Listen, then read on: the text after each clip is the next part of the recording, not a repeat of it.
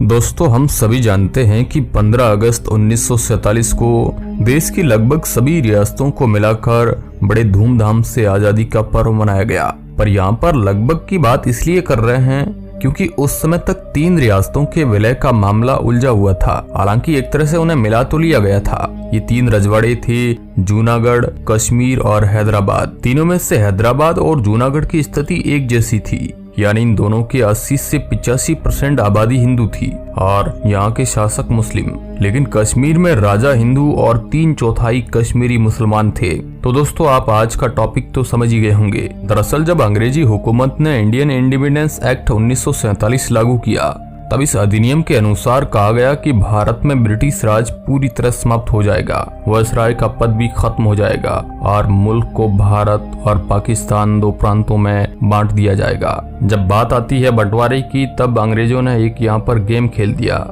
अंग्रेजों ने राजाओं को ये कह दिया कि वो अपनी रियासत को भारत या पाकिस्तान में से किसी के साथ मिला सकते हैं, या फिर अगर कोई चाहे तो अपना स्वतंत्र राष्ट्र बना भी सकते हैं। और ये काम 15 अगस्त से पहले करना था। पर उस दिन तक जूनागढ़ के लोग कंफ्यूज थे, क्योंकि जूनागढ़ के नवाब महाबत खान ने पाकिस्तान के साथ जाने का ऐलान कर दिया था। उनका यह फैसला हकीकत की सरजमी से कोसों दूर था, क्योंकि गुजरात का जूनागढ़ पाकिस्तान से केवल पानी के रास्तों से आपस में जुड़ा है। जमीनी सरहद न मिलने वाले प्रांतों को किसी देश को लांघ कर आपस में जोड़ना कतई संभव नहीं था, और उसमें भी जब वहाँ की आवाम का मन भारत के साथ रहने में हो। उनके इस निर्णय में मुख्य भूमिका रही जूनागढ़ के दीवान शहनाज भुट्टो की, जो समय यूरोप से आए थे और महाबत खान को जूनागढ़ के नवाब बनाकर पाकिस्तान चले गए थे। उन्होंने जूनागढ़ के पाकिस्तान में जाने का निर्णय बहुत कम समय में लिया था, ताकि भारत सरकार को इसके बारे में ज्यादा सोचने का समय न मिले।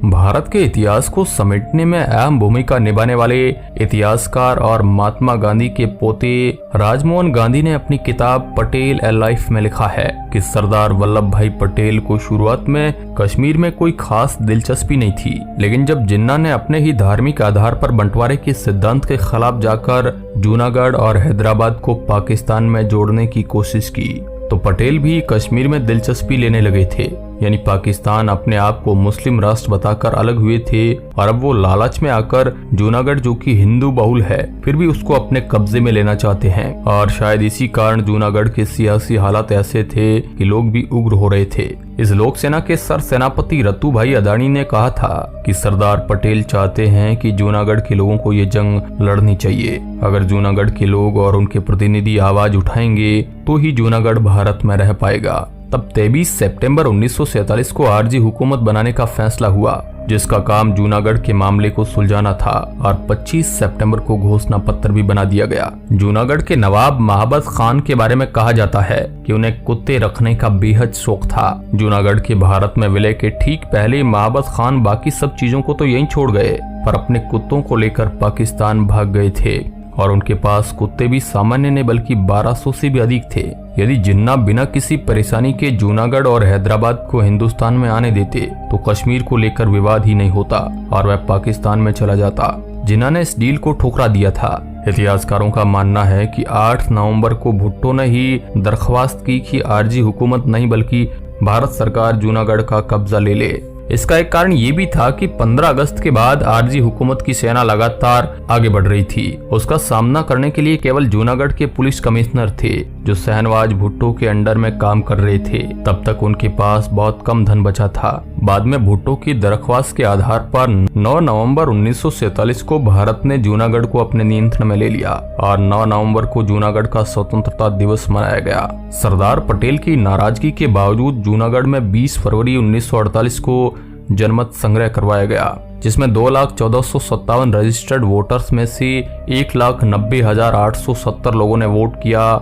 इसमें पाकिस्तान के पक्ष में सिर्फ 91 मत मिले थे। अगर आप 15 अगस्त 1947 के पाकिस्तान पर गौर करेंगे तो ये मौजूदा पाकिस्तान की तुलना में कहीं ज्यादा छोटा था, मगर इस तारीख तक सरदार वल्लभ भाई पटेल 1560 से ज्यादा रियासतों का भारत में विलय कर चुके थे, और इधर जिन्ना एक भी रियासत को पाकिस्तान में नहीं मिला पाए थे। इस मामले में उनका खाता पूरी तरह शून्य था। पाकिस्तान की भौगोलिक सीमा या उससे लगती हुई सीमा के साथ 9 रियासतें थी जो उस समय पाकिस्तान के उस हिस्से में थे जो बंटवारे के बाद पश्चिम में चले गए। अपनी किताब द सोल स्पोक्समैन में इतिहासकार आयशा जलाल लिखती है कि जिन्ना को पाकिस्तान के नाम पर जो टुकड़ा मिला था वो उससे संतुष्ट थे। किताब के अनुसार उन्होंने अपने सहयोगियों से कहा था कि अगर उन्हें सिंध के रेगिस्तान में भी कुछ और जमीन भी मिल जाती तो वैसे मुस्लिमों का देश मानकर संतुष्ट हो जाते, पर उन्हें हिंदू बहुल आजाद भारत के इलाके में से कुछ नहीं चाहिए। हालांकि हकीकत तो कुछ और ही बयां करती है, क्योंकि जो बात सामने से नजर आती है उसमें तो लगता है कि जिन्ना भारत के उन राज्यों को भी पाकिस्तान में मिलाने के लिए उतावले होते जा रहे थे जो न केवल भारत के भौगोलिक सीमा में आते थे बल्कि जहां हिंदू आबादी बहुसंख्यक थी। हालांकि इस कोशिश में जिन्ना ने हर बार मुंह की खाई और कभी कामयाब नहीं हुए। जब पाकिस्तान हकीकत में बनकर तैयार हो गया था तब पाकिस्तान का आकार आज के मुल्क के आधे से भी कम था। 1947 से रियासतों को अपने में मिलाने की प्रक्रिया पाकिस्तान में बहुत लंबे समय तक यानी आजादी के करीबन 8 सालों बाद तक चलती रही। 14 अगस्त 1947 को पाकिस्तान ने जब अपनी आजादी का पहला दिन मनाया तो उनके अफसर, सैन्य अफसर और नेता इस मामले में कुछ नहीं कर पाए थे। बार बार कोशिश के बाद भी वजीर आलम इन 9 रियासतों को समझा नहीं पाए थे कि वो पाकिस्तान में मिल जाए। इन रियासतों को मनाने, बातचीत करने, समझाने, धमकी देने की भी पूरी कोशिश की गई। इसके बाद भी उन पर कोई असर नहीं पड़ा और विलय के लिए एक लंबी प्रक्रिया चली। पहली रियासत जिसका विलय पाकिस्तान में हुआ वो सिंध राज्य की खैरपुर रियासत थी। ये विलय 3 अक्टूबर 1947 के दिन हुआ। हालांकि असली बात तो कुछ और ही थी, क्योंकि पश्चिम के प्रांतों जहां पर मुस्लिम बहुल इलाके थे वहां का जिन्ना को इससे पहले जूनागढ़ को फुसलाने के लिए जिन्ना ने बहुत कोशिश की थी। वहां के नवाब ने विलय पत्र पर साइन करके जिन्ना के पास भेज भी दिया था, लेकिन वहां की बहुसंख्यक हिंदू आबादी इससे पूरी तरह खिलाफ थी। वहां जनमत हुआ और जूनागढ़ भारत में मिलाया गया। पाकिस्तान की ओर 4 सीमा वाले प्रांतों चित्रल, धीर, स्वात और अम्ब सबसे पिछड़े और ट्राइब जनजाति वाले राज्य थे। हुंजा और नागर रियासतों के जम्मू कश्मीर का हिस्सा होने पर भी विवाद खड़ा हुआ, पर उन्हें पाकिस्तान में मिला लिया गया। भारत में सरदार पटेल को सक्षम IAS अफसर VP मेनन से पूरी मदद मिल रही थी और वह घूम घूम कर तकरीबन सभी रियासतों का विलय 15 अगस्त 1947 तक करा चुके थे। भारत की बात करें तो बेशक 3 राज्यों जूनागढ़, जम्मू कश्मीर और हैदराबाद ने विलय के मामले में पटेल के सामने दिक्कत खड़ी की थी, लेकिन ये भी भारत की झोली में बाद में आ गिरे थे। ये बहुत कम लोग जानते हैं कि जूनागढ़ की जनता ने जनमत परीक्षण में भारत के विलय पर भारी मतों से मुहर लगाई और पाकिस्तान के पक्ष में केवल 91 वोट मिले। इसके बावजूद भी पाकिस्तान ने कोशिश की कि जूनागढ़ के विलय पत्र को बतौर साइन संयुक्त राष्ट्र संघ या अन्य प्लेटफॉर्म पर पेश करे, लेकिन इसको किसी ने गंभीरता से लिया ही नहीं था।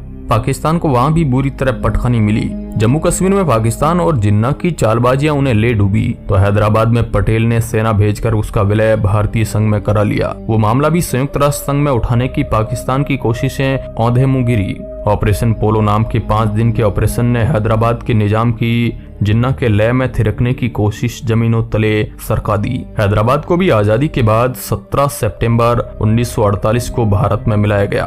तो दोस्तों, आज के इस वीडियो में हमने देखा कि किस तरह बिना कुछ सोचे समझे जूनागढ़ को अपने में मिलाने के लिए जिन्ना के समझदारी भरे फैसले ने उन्हें दोनों ओर से नुकसान पहुंचाया। भारत में सरदार पटेल और VP मेनन के संयम और समझदारी ने दोनों ही ने भी तीनों रियासतों का भारत में विलय कर लिया। तो आज के इस वीडियो में बस इतना ही। कमेंट में अपनी राय हमें जरूर दें। धन्यवाद।